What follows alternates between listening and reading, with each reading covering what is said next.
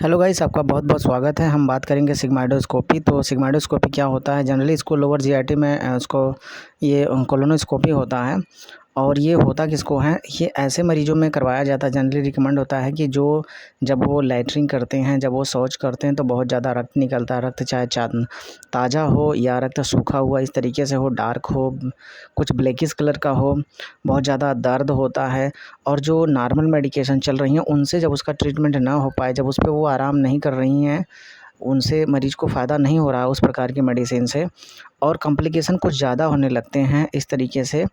और तो मरीज़ को शौच करने में, जैसे मरीज़ खाना खाता है तो उसके बाद उसको मड़ोर सा महसूस होता है, पेट में दर्द बहुत तेज़ी से होता है और तुरंत वो लैट्रिन करने जाता है, तुरंत वो शौच करने के लिए जाता है।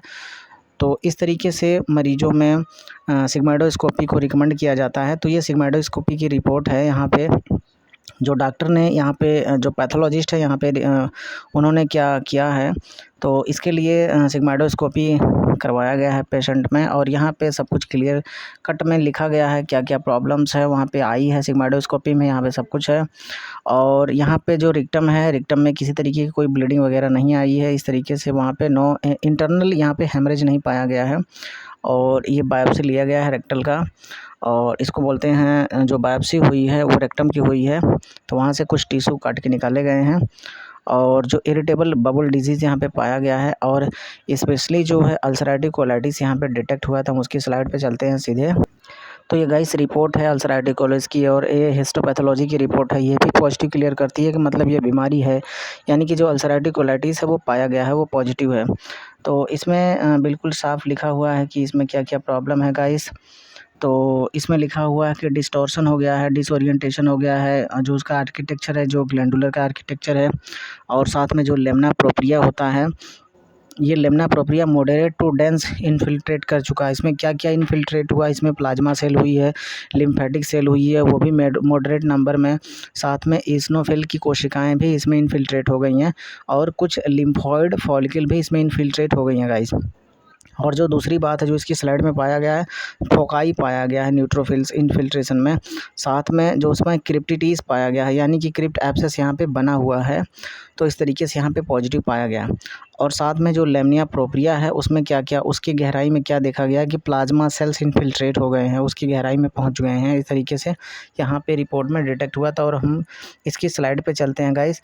तो इसकी स्लाइड में क्या क्या, तो गाइस देखिए प्रॉब्लम को, जो पेशेंट में प्रॉब्लम क्या थी, पेशेंट में जो प्रॉब्लम थी, जो कोलोनोस्कोपी है, या कह सकते हैं कि जो सिग्माइडोस्कोपी है, वो जो शौच का मार्ग है यहाँ से कैमरा यहाँ पे इंसर्ट किया जाता है इस तरीके से। जहाँ पे प्रॉब्लम होती है वहाँ तक इसको कैमरे को लेके जाते हैं। तो पेशेंट में जो प्रॉब्लम है वो रिक्टम तक प्रॉब्लम है, तो कैमरा को रिक्टम तक ले जाया गया, और यहाँ पे कुछ एनॉमलीज देखे गए हैं, और यहीं से कुछ टिश्यू भी निकाले गए हैं बायोप्सी करने के लिए, हिस्टोपैथोलॉजिकल एविडेंस के लिए निकाले गए हैं कि वहाँ पे इन्फ्लामेशन है, इन्फेक्शन है, अल्सर है, डायबिटिकुलोसिस है, इंटेस्टाइनल नैरोविंग हो गया है, या इस तरीके से कोलेटरल पॉलिप बन गया है, या कैंसर, यानी कि किसी टाइप की कोई मैलिग्नेंसी है, वो मैलिग्नेंसी बिनाइन है या मैलिग्नेंट है। अगर मैलिग्नेंट है तो उसकी कैटेगरी क्या है, वो उसको मतलब किस तरीके से वो सीवियर है, तो क्या उसका फॉर्म है, तो ये जानना बहुत ज़रूरी होता है। तो इस तरीके से यहाँ कैमरा से इसको देखा गया है।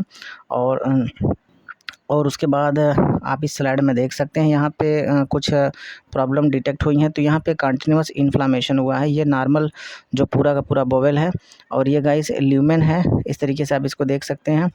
और अल्सरेटिव कोलाइटिस में क्या है कि ये जो सरफेस होता है ये अल्सरेटेड हो जाता है, जो कोलन का वाल्व होता है, और इसमें कंटिन्यूअस इसमें इन्फ्लामेशन होते रहते हैं गाइस, इस तरीके से आप इसको समझ सकते हैं। और दूसरा जो आप देख सकते हैं कोलोनोस्कोपी के ज़रिए यहाँ पे, या सिग्माइडोस्कोपी के ज़रिए ये इमेज लिए गए हैं, और ये इमेज मैलिग्नेंसी की तरफ इशारा करते हैं। ये इमेज जो होता है वो ग्लैंडुलर आर्किटेक्चर को बता रहा है कि डिसऑर्गेनाइज्ड हो चुका है, जो ग्लैंड होती है वो एट्रोफी कर चुकी है, डिसओरिएंटेशन हो गई है। लेमिना प्रोपिला के गहराई तक में वहाँ पे जो प्लाज्मा सेल हैं इन्फिल्ट्रेट कर चुकी हैं। तो ये इमेज आप इसको देख सकते हैं, ये इसका 4 चित्र है, और इसको वीडियो में देखा जाता है, और इसका चित्र भी लिया जाता है। इस तरीके से इसको अच्छी तरीके से एग्जामिन करते हैं। और दूसरे स्लाइड में हम चलते हैं। और गाइस ये हिस्टोपैथोलॉजिकल एविडेंस है, इस तरीके से आप इसको देख सकते हैं। तो यहाँ पे प्रॉब्लम क्या है, ये नॉर्मल होता है, इस तरीके से वॉल है। ये न्यूट्रोफिल यहाँ पे इन्फिल्ट्रेट कर चुके हैं, ये क्रिप्ट एब्सेस बन गया है। और जब ये क्रिप्ट एब्सेस बन गया है तो उसको क्रिप्टेड टीथ बोलते हैं। और यहाँ पे न्यूट्रोफिल्स जो होता है इन्फिल्ट्रेट कर चुका है इस तरीके से। और इस स्लाइड में आप इसको देख सकते हैं, यहाँ पे जो लेमिना प्रोप्रिया है और वहाँ पे उसके डीप पोर्शन में जो होता है वो इन्फिल्ट्रेट कर चुका है प्लाज्मा सेल्स इस तरीके से। और जो इस्नोफिल्स वगैरह होते हैं, लिम्फोसाइटिक जो होते हैं, और साथ में वहाँ पे मॉडरेट नंबर में और लिम्फोइड फॉलिकल भी वहाँ पे कुछ संख्या में वहाँ पे इन्फिल्ट्रेट हो गए हैं। तो इसलिए ये पॉजिटिव है, यानी हिस्टोपैथोलॉजिकल टेस्ट कंफर्म करता है कि ये अल्सरेटिव कोलाइटिस बीमारी है। तो इस तरीके से इसकी ये गाइस डायग्नोसिस होती है। और गाइस आप इस स्लाइड में भी देख सकते हैं, और इस स्लाइड में भी जो ख़ास तौर से जो इस्नोफिल्स हैं, जो लिम्फोसाइटिक्स हैं, और जो इस्नोफिल्स लिम्फोसाइटिक और लिम्फोइड फॉलिकल्स हैं, और जो प्लाज्मा सेल्स हैं, इस तरीके से लेमिनिया प्रोप्रिया में वो किस तरीके से उसके डीप में चले गए, इन्फिल्ट्रेट हो गए हैं। और जो ग्लैंड है वो एट्रोफी कैसे की है। यहाँ पे आप नॉर्मल कोलन को देख सकते हैं, इस तरीके से ये नॉर्मल कोलन होता है गाइस। और ये इसकी स्लाइड है। और यहाँ पे जो होता है गोबलेट सेल्स पाई जाती हैं। अगर वो एबनॉर्मल होता है, अर्थात वो अल्सरेटिव कोलाइटिस जैसे डिजीज़ में कन्वर्ट होता है, तो उसमें जो इसका म्यूकोजल लेयर होता है और जहाँ से म्यूकस का सिक्रेशन जनरली होता है, तो वो क्या करता है, वहाँ पे क्रिप्ट, यानी कि जो क्रिप्ट होता है वो डिस्टॉर्शन हो जाता है और एब्सेस बना लेता है। और यहाँ पे जो गोबलेट सेल्स होती हैं वो अनुपस्थित हो जाती हैं, वो गायब हो जाती हैं, हट जाती हैं इस तरीके से।